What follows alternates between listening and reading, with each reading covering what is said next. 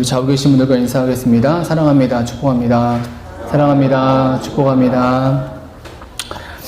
네, 오늘도 말씀하신 하나님의 은혜가 저와 여러분 가운데 임하기를 원합니다. 이제 사사기 말씀을 시작하는데요. 어렸을 때 성경에서 가장 좋아하는 부분이 이 사사기 말씀이었던 걸로 제가 기억을 해요. 왜냐하면 이 사사기에 등장하는 이 사사들의 모습이 멋있고 또 그 내용들이 재미있었기 때문이죠. 마치 어렸을 때 우리가 읽었던 중국의 그 삼국지나 또는 수호지처럼 드라마틱하고 영웅적인 그런 그들의 이야기를 보면서 신앙 안에서, 믿음 안에서 이렇게 더한 상상의 어떤 나래를 펼칠 수 있기 때문이었어요. 저는 이미 늦어버렸지만 어렸을 때 말씀을 보면서 삼손, 머리를 깎지 않아서 머리에서 힘이 나서 쓰임받은 삼손의 이야기를 보면서 나도 머리 한번 길러볼까?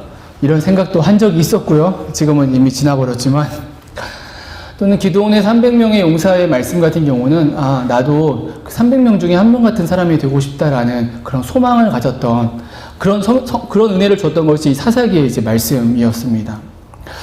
지금은 사사기 말씀의 의미를 좀 더 잘 알기 때문에 이 사사들의 모습이 그렇게 동경되거나 또는 그렇게 본받고 싶지 않아요. 그렇게 특별하게 큰 은혜는 저에게 주어지는 것이진 않지만 적어도 이들의 이야기를 읽으면서 도전받고 성경 말씀이 정말 재미있다라고 느꼈던 성경이 사사기라는 성경이었다라는 거였어요. 여러분, 그런데 이렇게 재미있는 내용이 담겨있는 사사기의 말씀의 실제 의미는 그러한 재미나 어떤 영웅적인 드라마틱한 요소에 있다기보다는 하나님 나라를 보여준다라고 이렇게 말할 수 있어요. 하나님 나라를 보여주는 것에 이 의미가 담겨져 있습니다. 우리가 그동안 들어왔듯이 하나님 나라가 준비되었고 이루어졌고 이제 그 나라가 시작하고 있는데 실제로 어떻게 시작했는지를 보여주고 있는 것이 사사기 말씀이라는 거예요. 그러니까 사사기 말씀을 이제 한 주 한 주 같이 나누면서 오늘 이 시대에 우리가 세워가야 될 하나님 나라의 모습을 이 사사기 말씀을 통해서 좀 반추해보고 도전받는 또 우리의 마음들을 새롭게 하는 은혜가 있어지길 간절히 소망합니다. 그럼 오늘 그 첫 시간에 우리가 보아야 하는 그 시작의 모습은 무엇인가 라고 했을 때에 오늘 말씀의 제목이에요. 온전치 못함이에요. 온전치 못한 시작입니다. 그러니까 하나님 나라의 그 시작이 온전치 못했다라는 거예요. 사실 앞에서 말씀을 우리가 들어오면서 그 여호수아서의 말씀 중에서 기업 분배의 말씀을 전하면서 여러 번 언급을 했어요. 이스라엘 백성들이 행한 남은 전쟁이 성공적이지 못했다라고 우리가 이미 많이 이야기를 나누어 왔습니다. 하나님 명령대로 싸우기를 싫어했던 게 그들의 모습이었고, 그래서 좁아진 땅 때문에 하나님 앞에서 원망했던 자들이 그들이었고, 또 어떤 사람들은 어떤 기업은 주신 기업을 버리고 다른 곳으로 이주하는 모습이 이제 그들의 남은 전쟁의 모습이었다라는 사실이었어요. 그런데 오늘 본문이 그러한 그들의 그 남은 전쟁의 모습을 요약해서 이제 보여주고 있다는 사실이에요. 그러니까 이렇게 표현할 수 있을 것 같아요. 한마디로 실제라는 거죠. 남은 전쟁의 실제. 하나님 나라로서 그 나라의 백성으로 하나님 나라를 시작한 자들이 행했던 그 실제를 요약해서 보여주고 있다라는 것이죠. 알고 계시듯이 요즘에 건강에 대해 많이 생각하고 공부를 좀 하고 있어요. 제 왼쪽 귀에 생긴 그 이명으로 인해 가지고 몸이 안 좋으니까 자연스럽게 찾아보게 되고 또 공부하게 되고 또 알고 깨닫게 되더라고요. 고통이라는 것이 이렇게 지식이 아니라 실제가 되니까 간절해지고 반응하게 되고 삶을 이제 조정해가게 된다라는 사실이에요. 오늘 이 사사기의 이 말씀, 시작하는 이 사사기의 말씀을 보면서 이스라엘 백성들이 행했던 그 실제를 우리가 다시 한번 살펴보고 정말 우리의 모습에게 무엇이 필요한지, 우리가 어떻게 하나님 나라를 세워가야 될지를 다시금 도전받는 그런 귀한 은혜가 있어지게 되길 주님의 이름으로 축원합니다.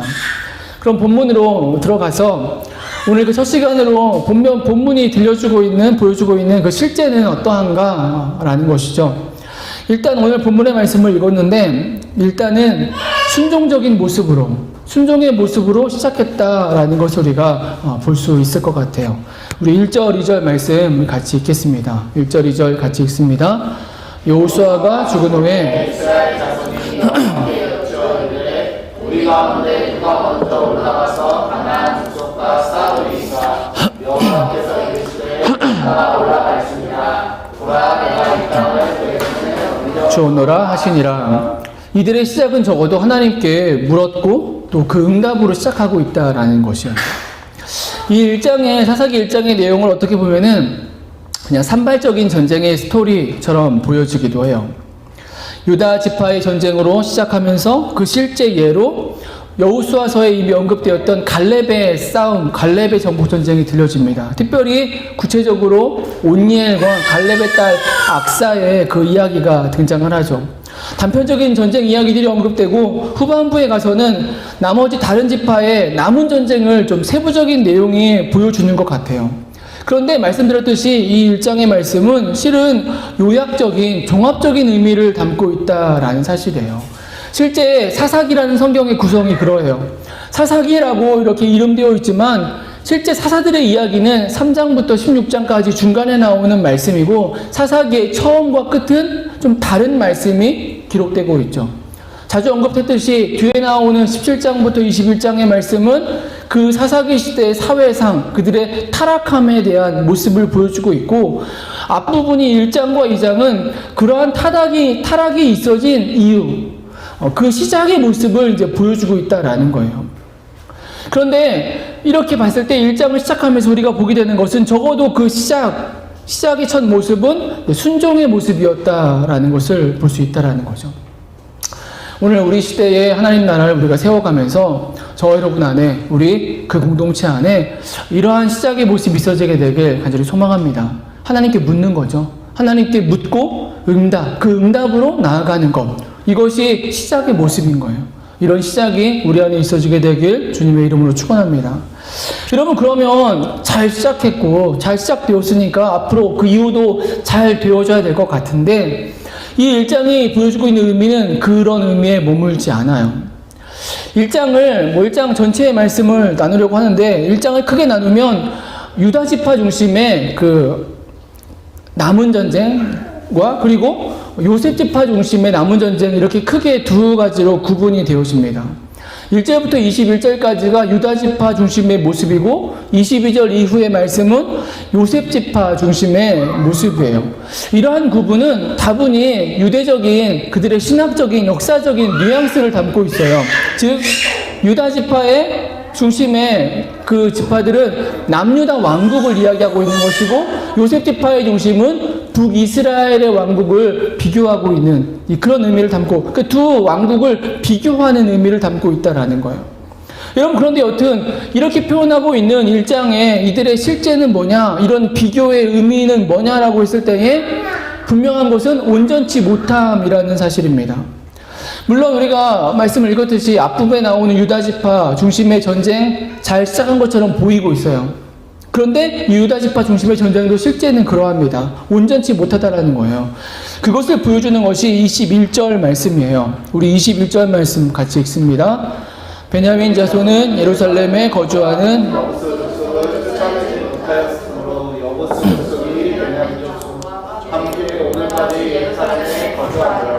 여부수 족속을 쫓아내지 못했다라고 이렇게 설명을 하고 있죠. 분명 유다 지파는 그래도 온전함에 가까우려고 했어요. 그것이 20절까지 들려주고 있는 말씀입니다. 누가 전쟁에 나가야 될지를 하나님께 물었고, 그리고 하나님께서 유다가 먼저 올라가라 라고 하신 말씀에 맞추어서 유다가 올라갑니다. 올라가면서 시므온과 베냐민 같이 올라가서 남쪽에 있는 지파들이 같이 올라가서 가나안 사람들과 싸우고 그들을 쫓아냈다라는 거예요. 여러분, 그 말씀이 4절 5절에 나오는 말씀, 또 8절 9절에 나오는 이제 우리가 읽었던 그 본문의 말씀들입니다. 잘 시작한 거예요. 잘한 것입니다. 그리고 특별히 우리가 읽진 않았지만은 16절에는 모세의 장인 겐 사람이죠. 모세의 장인이 이드로이고, 근데 그 모세의 장인이 유다 지파와 결합하여서 유다 지파와 함께 이제 거하게 되었다라는 말씀을 보여주고 있어요. 그러니까 이런 모습을 보면은 유다 지파 중심의 전쟁이 참 잘 시작되었다, 온전히 감당했음을 보여주고 있다라는 거예요. 비교적. 여러분, 그런데 이에 반해서 요셉 지파, 그를 위시한 북방의 지파들, 그들의 정복전쟁의 모습은 그렇지 않음을 보여주고 있어요. 물론 베냐민 지파와 더불어서. 여러분, 그것이 이제 22절에 이하에 나오는 말씀입니다. 먼저 베델을 정복하는 그 요셉 지파의 전쟁이에요. 몇 주 전에도 이 말씀을 잠깐 나눈 기억이 있는데요. 겉에서 볼 때는 별 문제가 없는 그런 상황으로 보입니다. 이 유다 지파처럼 요셉 지파도 하나님의 임재와 함께 전쟁에 나아가요. 22절에 이렇게 말씀하고 있습니다. 요셉 가문도 베델을 치러 올라가니 여호와께서 그와 함께 하시니라. 그러니까 하나님이 함께 하셨어요. 요셉 지파하고도. 그리고 그 후에 벌어지는 그 내용, 정탐과 정복의 그 내용도 라합의 사건 때처럼 언약적 신실함으로 이렇게 보여져요. 24절 우리 한번 같이 읽습니다. 화면을 보고 같이 읽습니다. 정탐꾼들이 그 성읍에서 한 사람이 나오는 것을 보고 그에게 이르되 청하노니 이 성읍의 입구를 우리에게 보이라. 그리하면 우리가 내게 선대하리라 하매, 라합의 경우처럼 그 성의 사람의 한 사람의 도움을 받아서 그 성을 정복하고 그 도움을 준 사람을 이제 선대하는, 살려주는 그런 모습을 행하고 있다라는 거예요. 그런데 분명한 것은 다르다라는 거예요. 앞에서 그런 얘기를 나눈 적이 있습니다. 다릅니다. 오늘 본문의 정복 전쟁은 라합의 사건 때와 분명히 달라요.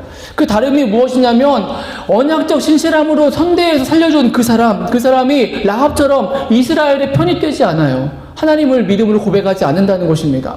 그가 오히려 근처에 가서 다시 루스라는 성읍을 지어서 진멸하고 싸워서 없애야 될 그 햇사람들의 문화, 햇사람들의 그 사람의 그 삶의 형태를 다시 그 땅에 존재케 하는, 즉 잘못된 전쟁의 모습을 보인 것을 알 수 있다는 거죠. 온전한 정복 전쟁을 치르지 못했다라는 거예요. 그리고 그 다음에 이어지는 27절 이하의 말씀들, 이 북방 지파들의 정복 전쟁은 이야기는 그들의 실체를 이제 보여줘요. 이게 오늘 우리가 도전받는 핵심의 말씀이 될 수 있을 텐데요. 사실 이 요셉 지파와 더불어 그 주변에 있는 북방 지파의 정복 전쟁의 그 모습을 4단계로 이렇게 표현이 가능을 해요. 저는 이걸 이렇게 표현하는데 허용의 4단계라고 얘기합니다. 허용의 4단계. 1단계는 요셉 지파의 모습이에요. 근데 유다가 이루었던 그런 승리가 아니라, 승리했지만 이 요셉 지파의 승리는 가나안 사람이 이스라엘 사람과 얼마간 거리를 두고 살도록 허용하며 진멸하고 쫓아내라, 이게 하나님의 명령인데 그러지 않고 적당한 거리 속에서 그들을 살게 하는 그 허용함의 전쟁이었다라는 거예요. 그래서 근처에 루스라는 성이 다시 세워져서 그들의 문화가 그 땅에 존재하게 된 것이죠. 용납했다라는 것이죠. 그리고 두 번째 단계는 뭐냐면 가나안 사람이 이스라엘이었더라. 스불론은 기드론 주민과 나알롤 주민을 쫓아내지 못하였으므로 가나안 족속이 그들 중에 거주하면서 노역을 하였더라. 싸우지 않고 쫓아내지 못함을 통해서 가나안 사람들이 그들 중에 이스라엘 사람들 중에 살게 되었다라고 말씀하고 있다는 거죠. 이게 두 번째 단계입니다.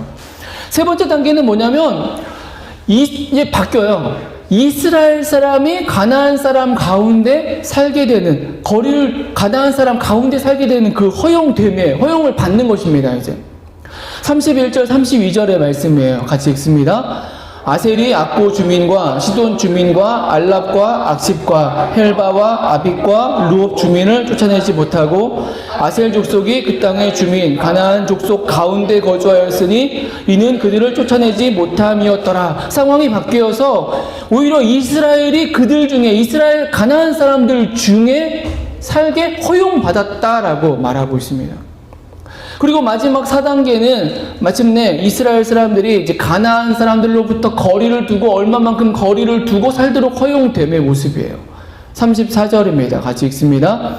아모리 족속이 단 자손을 산지로 몰아넣고 골짜기에 내려오기를 용납하지 아니하였으며, 오히려 이스라엘이 고립되어서 눌리고 억압당하는 삶을 살게 되었다라는 거예요.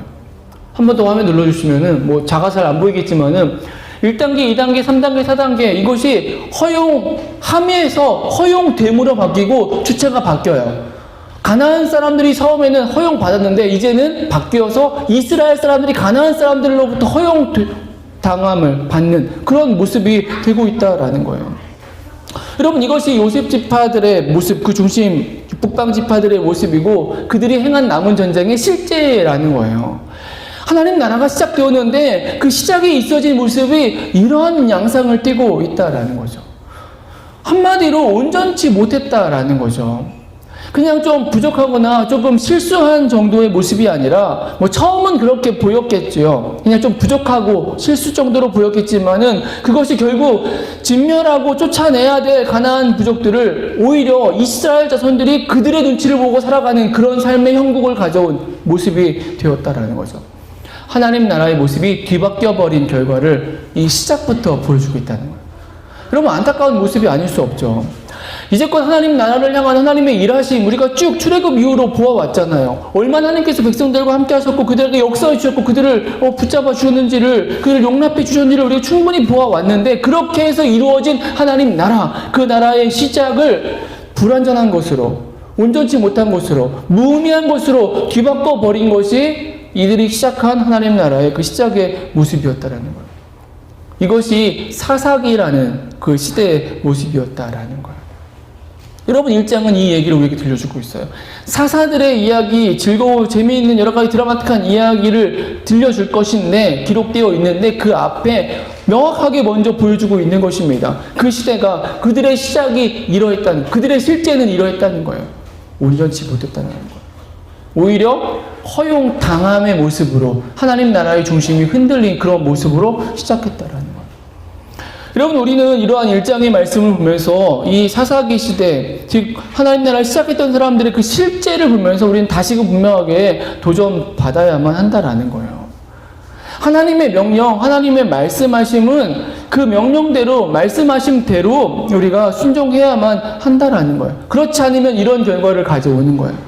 그렇지 않으면 이런 형국에 우리가 놓이게 되어진다는 것입니다. 하나님의 명령과 말씀 앞에서는 하나님의 백성들에게 요구되는 것은 온전함 밖에 없다라는 거예요. 그 어떤 편법도, 그 어떤 대안도 없다는 것이죠. 만약에 어떤 방법들을, 우리가 그런 방법들을 쓴다면은 처음에는 조금 안전하게 넘어갔다 했을지 몰라도 결국 그 근간이 뒤바뀌어 버리고 만다라는 거예요. 오직 말씀대로라는 것이죠. 여러분, 신약성경 마태복음 7장 24절 27절에 이렇게 예수님께서 말씀하셨습니다. 우리 같이 좀 길지만 같이 읽겠습니다. 그러므로 누구든지 나의 이 말을 듣고 행하는 자는 그 집을 반석 위에 지은 지혜로운 사람 같으리니 비가 내리고 창수가 나고 바람이 불어 그 집에 부딪히되 무너지지 아니하나니 이는 주초를 반석 위에 놓은 까닭이요 나의 이 말을 듣고 행하지 아니하는 자는 그 집을 모래 위에 지은 어리석은 사람 같으리니 비가 내리고 창수가 나고 바람이 불어 그 집에 부딪힘에 무너져 그 무너짐이 심함이라. 말씀을 듣고 행함이라는 것이죠. 그러니까 말씀을 들은 대로 행하는 것, 이것밖에 답이 없어요. 예수님께서 이 신약성경에 그대로 그냥 직접적으로 말씀해 주고 계시는 거예요. 다른 대안이 없다. 다른 방법이 없다. 오직 이것만이 그리스도인의 모습이고 제자된 삶의 모습이고 하나님 나라의 백성들이 살아가야 될 모습이다라고 말씀하고 있는 것입니다. 오늘 저 여러분이 다시 한번 하나님 앞에서 우리가 들은 말씀, 우리에게 주신 명령들, 우리 각자가 들었던 하나님의 은혜들이 있을 것인데 그 말씀들 들은 대로 행하는 은혜가 있어지게 되길 간절히 소망합니다. 여러분, 대체 우리는 어떻게 들은 대로, 들은 말씀대로 우리는 우리에게 주어진 삶을 살아갈 수가 있을까요? 오늘 본문 속에 이 처음 시작했던 이들의 실제 속에서 우리가 좀 힌트를 찾을 수가 있어요. 어떻게 우리가 들은 말씀대로, 하나님 말씀대로 시작의 삶을 살아갈 수 있느냐? 첫 번째가 뭐냐면 생명을 거는 단호함이 필요하다라는 거예요. 말씀대로 살아가기 위해서는. 우리 27절 말씀 같이 읽습니다. 므낫세가 베스안과 그에 딸린 마을들의 주민과 다아낙과 그에 딸린 마을들의 주민과 돌과 그에 딸린 마을들의 주민과 이블루함과 그에 딸린 마을들의 주민과 무기또와 그에 딸린 마을들의 주민들을 쫓아내지 못하며 가나안 족속이 결심하고 그 땅에 거주하였더니, 쫓아내지 못한 그 가나안 족속들이 그 땅에 거주하게 된 모습이에요. 그런데 뭐라고 말씀하고 있냐면 가나안 족속이 결심하고 그 땅에 거주하였더니, 가나안 족속도 결심하고 그들이 버텼다라는 거예요. 그들이 오히려 진멸의 위기 속에서 사생결단의 모습으로 생명을 건 단호함으로 그들이 결심했다라는 것이죠. 여러분, 이 모습은 사실은 가나안 족속들에게 있어야 될 모습이 아니라 이스라엘 백성들에게, 우리에게 있어야 할 모습이라는 거예요. 이 시대에 하나님 나라를 살아갈 자들에게 필요한 모습인 것입니다. 우리 마태복음 말씀 한 번 더 읽죠. 마태복음 5장 29절 30절 같이 읽습니다. 만일 내 오른눈이 너로 실족하게 하거든 빼어내버리라. 내 백체 중 하나가 없어지고 온몸이 지옥에 던져지지 않는 것이 유익하며, 또한 만일 내 오른손이 너로 실족하게 하거든 찍어내버리라. 내 백체 중 하나가 없어지고 온몸이 지옥에 던져지지 않는 것이 유익하니라. 우리 또 12장 히브리서 12장 4절도 읽겠습니다. 너희가 죄와 싸우되 아직 피 흘리기까지는 대항하지 아니하고. 예수님이 하신 말씀이에요. 물론 히브리서 기자가 전하고 있는 말씀입니다. 또 하나님 나라의 백성으로서 우리가 흔들림 없는 듣고 들었고 행함의 삶을 살기 위해 필요한 그 제자됨의 모습이 이런 거예요. 실족해 하는 것이 있으면 찍어버리라는 거예요. 찍어버리고 피 흘리기까지 하면서 싸우라는 것입니다. 이게 하나님 나라의 백성인 거예요. 우리에게 주어진 필연의 삶의 모습이라는 거예요. 생명을 건 단호한 이 결심이 있어야 된다는 것입니다. 이것이 하나님 나라에 필요한 모습인 거예요. 이런 모습이 있을 때 우리는 말씀대로의 삶을 살아가게 되어진다는 것이죠. 저에게 주어진 이 한 주의 삶을 이어가면서 이러한 생명을 건 단호함의 모습으로 살아가는 은혜가 있어지길 소망합니다. 또 하나가 있는데, 또 하나는 욕심이에요. 욕심을 버림입니다. 우리 28절 말씀 같이 읽습니다. 이스라엘이 강성한 후에야 가나안 족속에게 노역을 시켰고 다 쫓아내지 아니하였더라. 이스라엘이 강성한 후에는, 여러분, 강성한 후에 처음에는 좀 힘이 부족했을 수 있다 치면, 강성한 후에는 가나안 족속을 쫓아냈어야 되는 것이죠. 이게 명령을 따르는 거니까요. 그런데 강성한 후에도 여전히 가나안 사람을 쫓아내지 않았고 그들에게 노역을 시켰다라고 말하고 있어요. 그들을 종으로 삼아서 일을 시켰다는 거죠. 부렸다는 것입니다. 여러분, 이 모습이 뭐냐면 이들이 계산한 거예요. 이스라엘 백성들이 계산하고 그들에게 이익이 되는 방법을 선택했다라는 것입니다. 여러분, 하나님의 말씀을 듣고 행하는 것에는 이런 인간적인 계산과 방법이 소용이 없다라는 거예요. 그러한 욕심에 기인한 계산이나 편의의 방법은 오히려 방해가 되고 만다라는 거죠.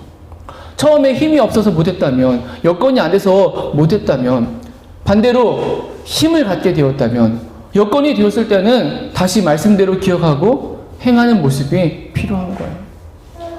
욕심 때문인 거죠. 욕심 때문에 주신 은혜를 활용하지 못하는 거예요. 탐욕인 거죠. 우리 인간들의 마음속에 내재되어 있는 깊은 욕망. 여러분, 그래서 10계명의 말씀 중에 마지막 계명이 탐욕의 계명이 되어지고 있는 거예요. 탐욕입니다. 탐하지 말라잖아요. 인간에게 있는 마지막 시험이 욕심이고 탐욕이에요. 그것을 이겨낼 때에 온전한 하나님 나라의 백성의 삶을 살아가게 되어진다는 거죠. 우리에게 욕심이 있어요. 우리에게 숨겨진 욕심들이 있습니다. 그 욕심을 여전히 붙잡고 있다면 우리는 하나님 나라를 살아갈 수가 없겠죠. 그냥 말뿐인 삶밖에 살 수 없을 거예요. 우리에게 있는 욕심을 버리고 욕심을 내려놓을 때에 우리는 하나님 나라를 내 안에서, 우리의 가정 안에서, 우리의 직장 안에서, 우리의 공동체 안에서, 우리의 지역사회 안에서 우리가 살아가게 될 줄로 믿습니다. 말씀을 마칠게요. 이스라엘 백성들의 하나님 나라의 시작은 그냥 온전치 못함이었어요. 말씀대로, 명령대로 행하지 않음이었어요. 우리가 이러한 모습을 보면서 다시금 우리 안에 다짐하고 결단하기를 소망합니다.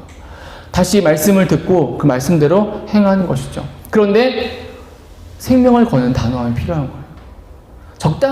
적당해서는 오늘 본문에 보여지고 있는 시작은 좋았지만 온전치 못함으로 끝을 맺은 이스라엘 백성들의 이 실제가 우리의 실제가 되고 말 것입니다.